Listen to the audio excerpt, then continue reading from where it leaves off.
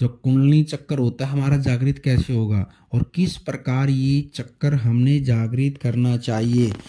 जय श्री राम, जय माता दी, बालाजी महाराज की जय। जो आज का मेरे पास में विषय लेके आया हूँ, ये काफ़ी लोगों का मेरे पास में काफ़ी व्हाट्सएप के माध्यम से भी और लाइव के माध्यम से भी काफ़ी लोगों का मेरे पास में सवाल आता रहता है कि हमारी शक्ति, कुंडली शक्ति जागृत है या जागृत करने में कितना टाइम लगेगा, कुंडली शक्ति को जागृत करने के लिए हमने क्या क्या करना चाहिए, और ये कुंडली शक्ति है जो हमारी जागृत कैसी होगी, जो कुंडली चक्कर होता है हमारा जागृत कैसे होगा और किस प्रकार ये चक्कर हमने जागृत करना चाहिए। शक्ति का मैटर हमारे को कैसे अनुभव होगा और इसके जागृत होने के बाद हमारे पास क्या क्या अनुभव हो जाते हैं और इस अनुभव के हम आगे क्या कर सकते हैं यदि हमारी कुंडली शक्ति जागृत हो जाती है। आप इस वीडियो को अंत तक ज़रूर देखना और मैं कुंडली शक्ति के बारे में पूरी जानकारी दूंगा, क्योंकि इसकी जब तक हमारे को जानकारी नहीं होगी तब तक हम शक्तियों के मैटर में भटकते रहते हैं। और कुछ लोग आजकल भटकाने भी जा रहे हैं, किसी के ऊपर नकारात्मक शक्ति होती है तो वो भी खोल देते हैं आपकी तो कुंडली शक्ति जागृत है।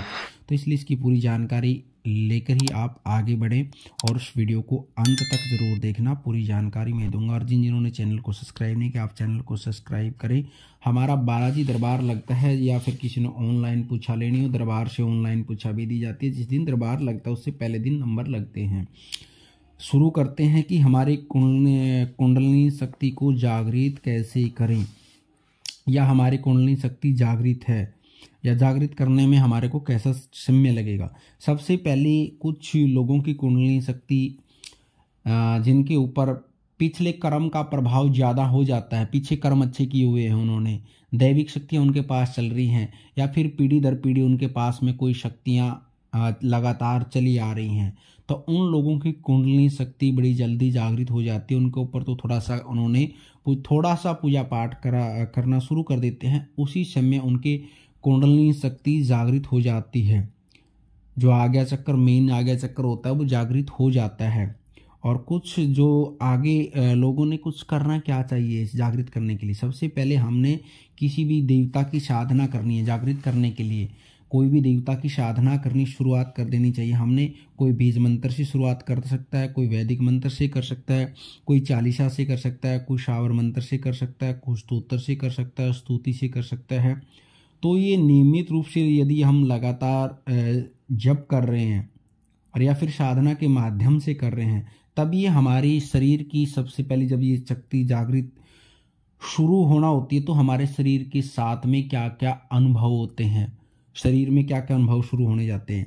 यदि आप शक्तियों के माध्यम में आगे बढ़ते हैं, सबसे पहले आपके शरीर की नकारात्मक शक्ति है, जो गलत एक्टिविटी है, सबसे पहले वो खत्म होती है आपके शरीर के अंदर में। जब वो नेगेटिविटी आपके शरीर की खत्म हो जाती है, उसके बाद में जब आपके शरीर के अंदर में पॉजिटिविटी ऊर्जा शुरू हो जाती है, जो पॉजिटिविटी ऊर्जा है, और जब वो आपके किसी भी अंग से शुरू हो सकती है, किसी के हाथ से शुरू होती है, किसी के पैर से शुरू हो जाती है, किसी के कान से शुरू हो जाती है, किसी के गर्दन से शुरू होती है, किसी के कंधे से शुरू हो जाती है, तो इसमें कभी भी घबराने की आवश्यकता नहीं है कि कहीं शरीर में कहीं से भी झटके लगने शुरू हो जाते हैं। जब हमारी शक्ति जागृत होना शुरू हो जाती है, ये सारे अनुभव, कुंडलिनी शक्ति जब आपके पास जागृत होना शुरू हो जाएगी, शक्ति आपके शरीर पर एक्टिवेट शुरू हो जाएगी, तो सारे अनुभव आपको शुरू हो जाएंगे। और जब जागृत हो जाती है, जब हमारी कुंडलिनी शक्ति पूरी तरह से जागृत हो जाती है, तब हमारे को कौन से अनुभव होते हैं। सबसे पहले आपकी जो विचार हैं वो शुद्ध हो जाएंगे, आपकी वाणी शुद्ध हो जाएगी, आपकी वाणी सत्य निकलने लगा, आपकी वाणी से आपकी अंदरूनी आत्मा शुद्ध हो जाएगी। जो अंदर हमारे एक आत्मा का, शरीर के अंदर आत्मा होती है, वो हमारी शुद्ध हो जाएगी। उस आत्मा से या सपन के माध्यम से या प्रत्यक्ष रूप से या अप्रत्यक्ष रूप से हमारे को भगवान के बार बार दर्शन होते रहते हैं, संकेत मिलते रहते हैं बार बार जब हमारी कुंडलिनी शक्ति जागृत हो जाती है। और हमारे को जो आगे होने वाली घटनाएं हैं उनके अनुभव पहले शुरू हो जाते हैं। जो हमारे आगे कोई घटना घटने वाली है तो उसके अनुभव हमारे को शुरू हो जाएंगे, आगे ये चीज़ हो सकती है। और आपके पास यदि कोई मिलने आ रहा है, कोई जानकार है, तो आप उसके बारे में पहले ही बता दो कि इस काम के लिए आया है। तो जब आपकी शक्ति जागृत हो जाती है ना, तो सूक्ष्म रूप के माध्यम से आपको शारीरिक अनुभव होने शुरू हो जाते हैं। आपने पता भी नहीं होगा वो कहाँ से व्यक्ति आया है, उसके बारे में आप सारी बता दोगे पहले ही। तो इसका मतलब ये संकेत मिलते हैं कि हमारी कुंडलिनी शक्ति, हमारी जो अनुभव हैं, इनके माध्यम से हमारी कुंडलिनी शक्ति जागृत हो सकी है, हमारे ऊपर शक्ति का प्रभाव शुरू हो चुका है, और उसके बाद में हमने जब किसी को ये अनुभव है ना, जब तक हम गुरु सानिध्य में नहीं होते तो इस अनुभव को ज़्यादातर शेयर नहीं करना चाहिए, इनको लिमिट में रखना चाहिए। उसके बाद में हमारे पास कुछ अहंकार की स्थिति भी बन जाती है, हम किसी के बारे में जानना शुरू कर जाते हैं, तो अहंकार की स्थिति भी आपने नहीं लेके आनी है। और किसी को भी कटु वचन नहीं बोलना है यदि आपको ये अनुभव शुरू हो जाते हैं, क्योंकि आपने वाणी के ऊपर नियंत्रण रखने की आवश्यकता है। यदि आप किसी निर्दोष व्यक्ति के ऊपर मुंह से कुछ गलत निकाल दोगे तो उसके साथ वो घटना घट जाएगी, लेकिन उसका भुगतान आपने करना पड़ेगा। ध्यान रखना ऐसा, क्योंकि सबसे पहले हमारे पास यदि हमारी कुंडलिनी शक्ति जागृत है तो हमारे को वाणी पे नियंत्रण रखना चाहिए, मानसिक रूप से भी शारीरिक रूप से भी वाणी के ऊपर नियंत्रण रखना चाहिए, तौल के ही बोलना चाहिए। यदि आपके साथ कोई गलत कर रहा है, हद कर दिए ज़्यादा, तब आप उसके ऊपर कोई कटु वचन निकाल सकते हैं, अन्यथा आपने कटु वचन नहीं निकालने, क्योंकि शक्ति हमेशा किसी का बुरा नहीं चाहती, शक्ति हमेशा सभी का भला करना चाहती है। क्या पता वो आपको एक बार कटु वचन बोल रहा है, उसका भला करना वाना हो आपसे, उसको आप समझाएं और वो सीख जाए आगे आपसे, भाई ऐसी चीज़ नहीं करनी चाहिए। इसलिए किसी को भी कटु वचन नहीं बोलना चाहिए। और आगे शक्ति जैसे अलग अलग शक्तियों के माध्यम से ये चीज़ें संकेत मिलते रहते हैं, उसमें आप जैसे किसी व्यक्तियों से अलग अलग मिलते रहते हैं, तब उसकी बात आपको पहले ही पता लग जाएगी, अनुभव आपके शुरू हो जाएंगे किसी भी स्थान पर। जैसे आप कहीं दूसरी जगह पर जा रहे हो, नकारात्मक शक्ति है, जहाँ पर कोई नकारात्मक शक्तियों का एक्टिविटी होती है, तो आपको पहले ही अनुभव होने शुरू हो जाएंगे कि यहाँ पर कोई गलत शक्तियाँ हैं। जब आपके शरीर पर शक्तियाँ चली होती है ना, आपकी कुंडलिनी जागृत होती है, तो वहाँ पर आप जा रहे हैं तो आपको पहले अनुभव शुरू हो जाएंगे कि यहाँ पर कोई गलत शक्ति है, क्योंकि वो आपके शरीर के माध्यम से और आपके मन के माध्यम से, सूक्ष्म रूप के माध्यम से वो चीज़ सारे अनुभव करवा देगी।